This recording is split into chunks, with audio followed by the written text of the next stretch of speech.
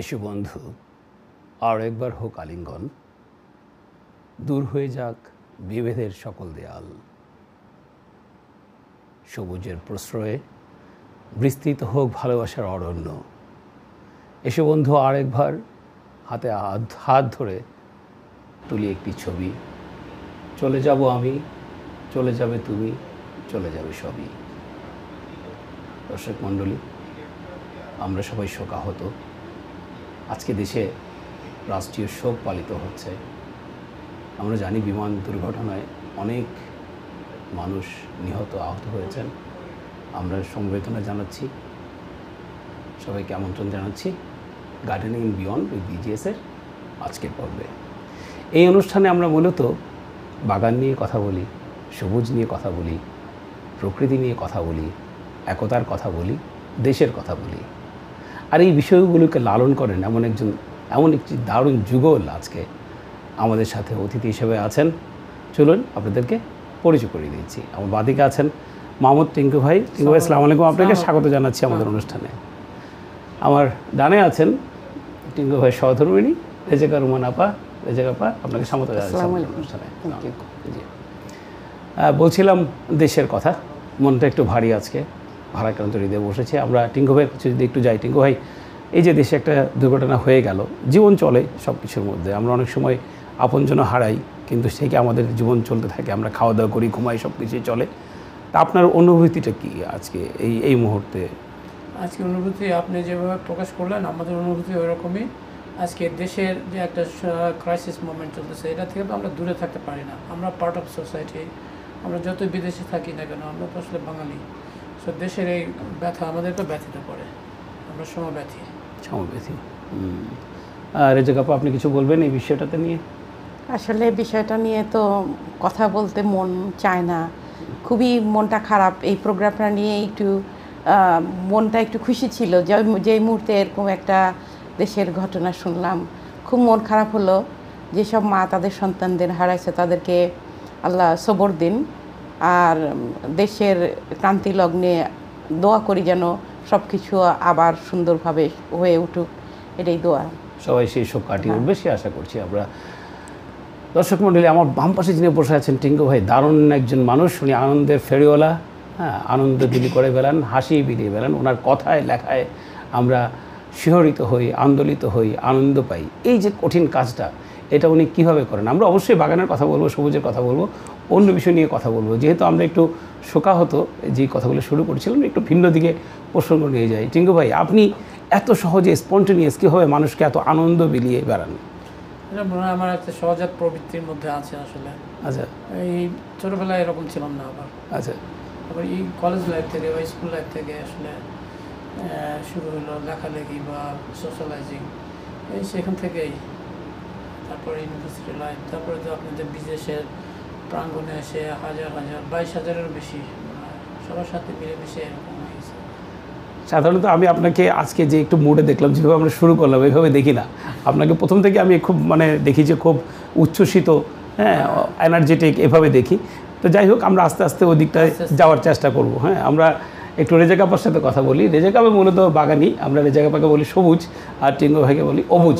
আজকে আমরা একটা গল্প শুনবো। একজন সবুজ মানুষও কিন্তু বাগানের দিকে ধাবিত হয়েছেন, অবুজ মানুষ, এবং উনিও সবুজের দিকে প্রায় চলে এসেছেন। তো রেজেকা আপার কাছে যাই। রেজেকা আপা, আপনি একটু বলবেন। আমরা অবশ্যই বাগানের কথা বলবো, কিন্তু তার আগে যদি আপনার শৈশব বা আপনার লেখাপড়া কোথায় করেছেন, আপনার পরিবার নিয়ে কথা বলতে চান, বা আপনার নিজের সম্পর্কে যদি একটু বলতে চান, প্লিজ। আমি ছোটোবেলা থেকে আসলে আমার আব্বা যেহেতু কলেজে ছিলেন, তো সেই সুবাদে আমরা পুরো বাংলাদেশি মোটামুটি ঘুরতে হয়েছে। তো বেশিরভাগ সময় অবশ্য আমরা রংপুরে কাটিয়েছি। বেশিরভাগ সময়ই আমরা রংপুরে কারমাইকেল কলেজে কাটিয়েছি। ওখানে আমার স্কুল, প্রাইমারি স্কুল, সেকেন্ডারি স্কুলের সূচনা। তারপরে আবার আমরা বদলি হয়ে পাবনা এডওয়ার্ড কলেজে গেছিলাম। আপনি কিছু মনে না করলে আপনি যদি আঙ্কেলের নামটা একটু বলতেন, কারণ টিভি সেটের সামনে যারা বসে আছেন হতে পারে অনেকেই আপনাদের অঞ্চলের, এবং নামটা শুনে বলবেন যে আমি তো আমার স্যার ছিলেন।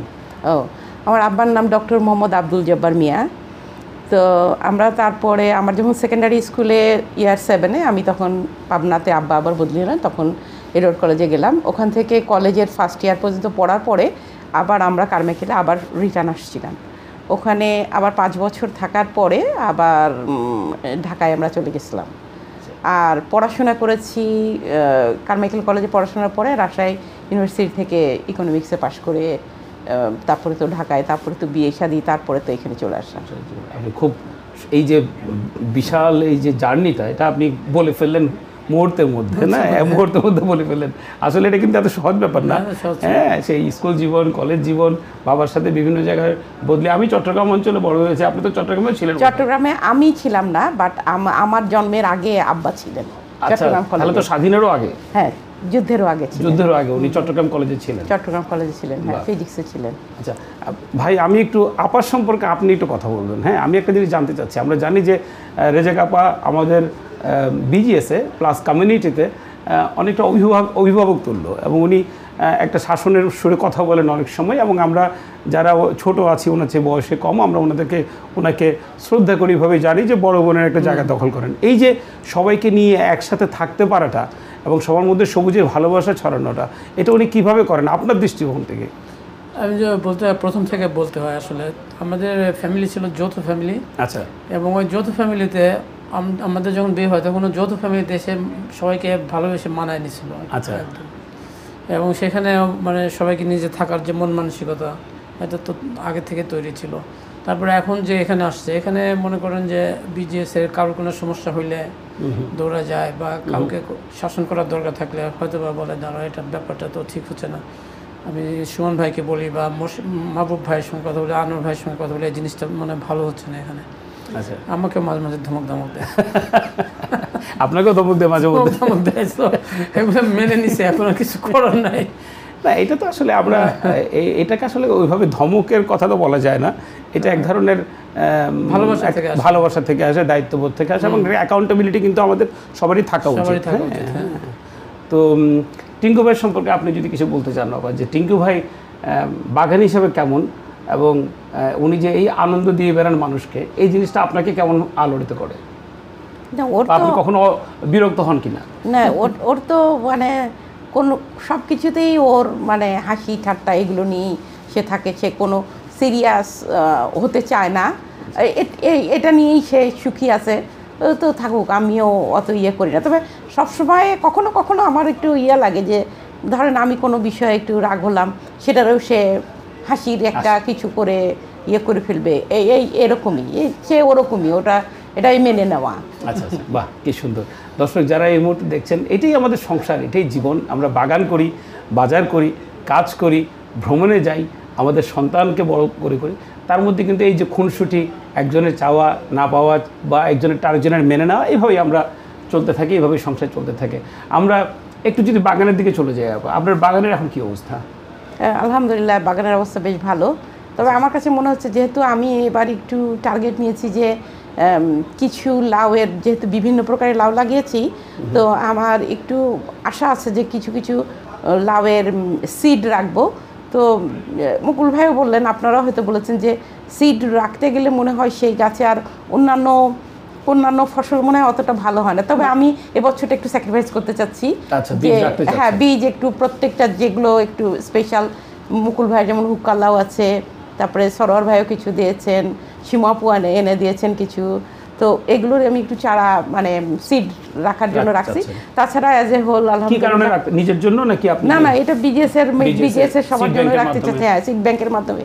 আমরা তো সবাই তো জানে যে আমাদের যে স্লোগানটা আছে, আমরা নিজেদের বাগানের সবজি মানে সিড দিয়ে আমরা এখানেই ফলাবো। নিজেদের বাগানের সবজি। তো সেটাই আমি সকল বীজের উৎস, বিজিএস বাগান। হ্যাঁ, তো সেইটাকে একটু সামনে রেখে আশা করছি যে কিছু সিড কালেক্ট করব, এটাই।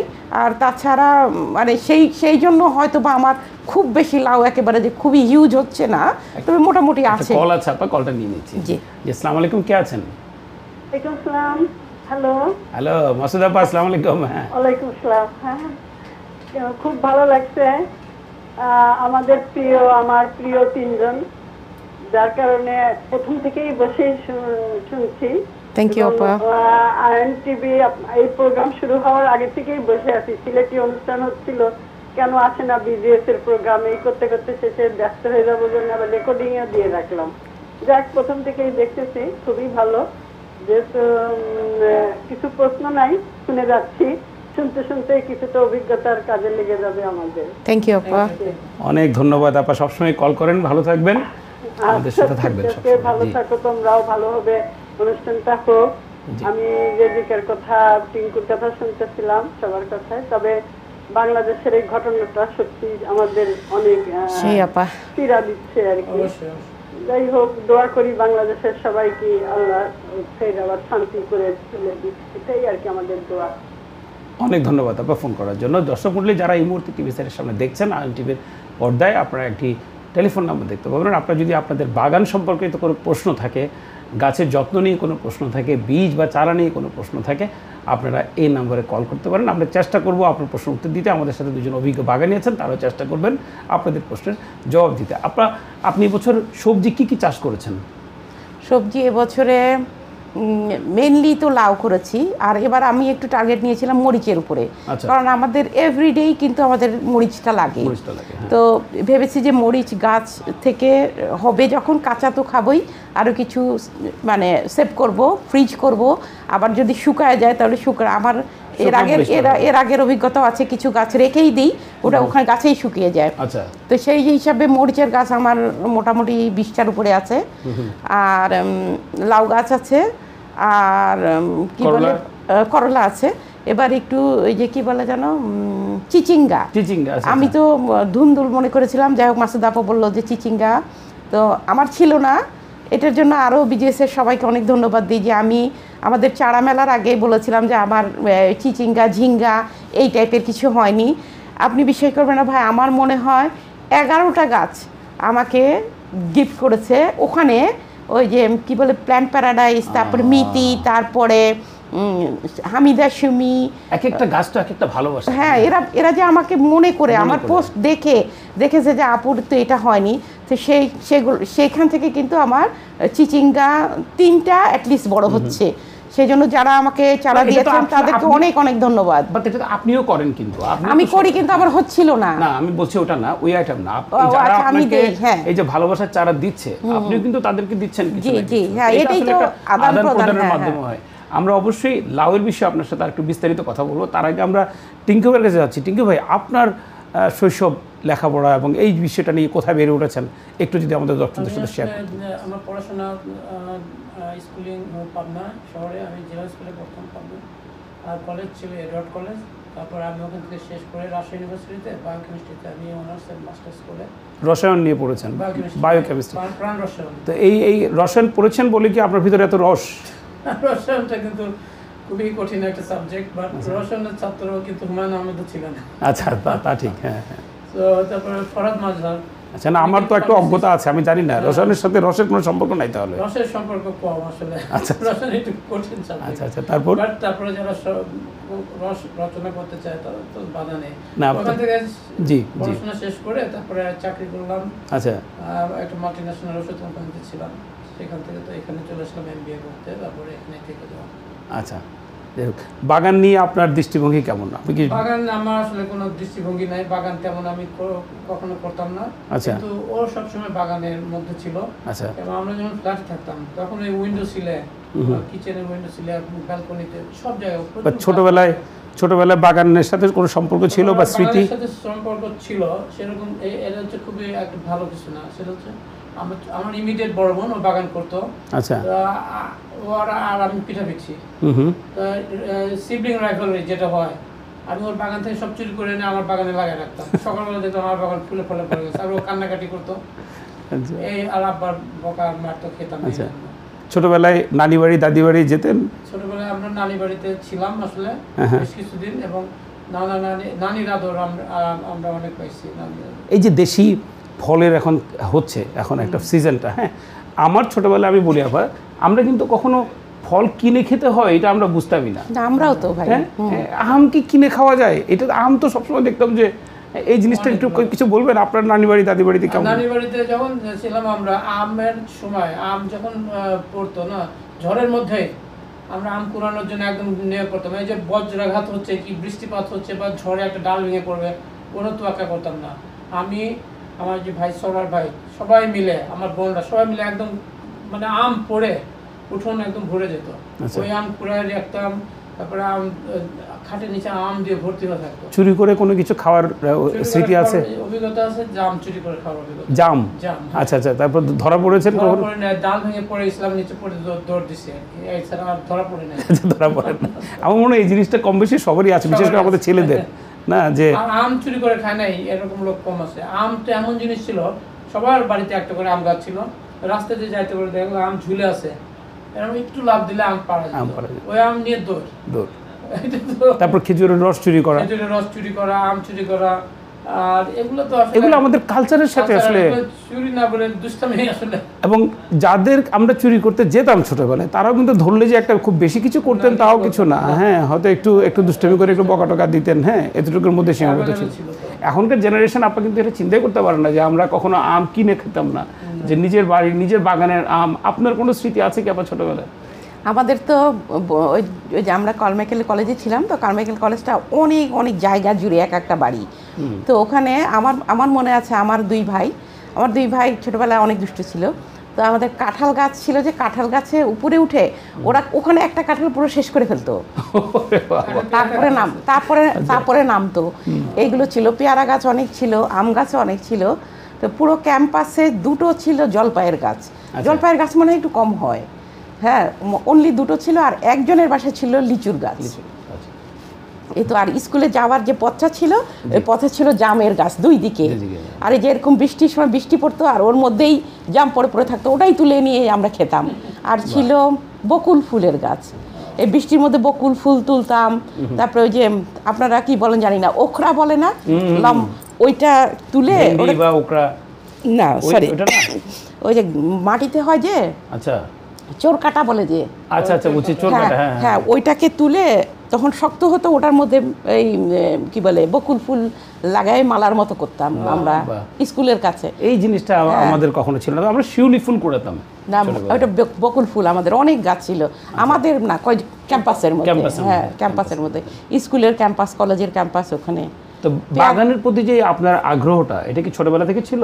বাগানের প্রতি আসলে ভাই, বাগান তো আমাদের তো ওরকমভাবে আলাদা বাগানের মতো মনে হতো না, কিন্তু বাসার চারপাশে তো জায়গা ছিলই, সেখানে তো লাগানো হতো। ধরেন হলুদ থেকে শুরু করে আলু, রংপুরের ওদিকে কিন্তু এগুলো অনেক বেশি হয়। তারপরে পাট হয়, এগুলো হতো। আর আমার বড় ভাইয়ের আবার খুব ডেডিকেটেড ছিল, যে কোনো কিছু একটু করতে চাইলেই ওরকম করতে। এখন আমার মনে হয়, আমি খুবই ছোট ছিলাম, বাট এখন এই যে আপনাদের যে রেইস বেড দেখি না, ও কিন্তু সেই সময়তে একটু ওই জায়গাতে ছোট ছোট করে সে লেটুস লাগাইছিল, টমেটো লাগাইছিল, আর ফুলকপি। এটা আমার এখনো মনে পড়ে, যে উঁচু করে খুব সুন্দর করে, খুব বড় বড়। বাগানের প্রতি আপনার আগ্রহটা কি তখন থেকে?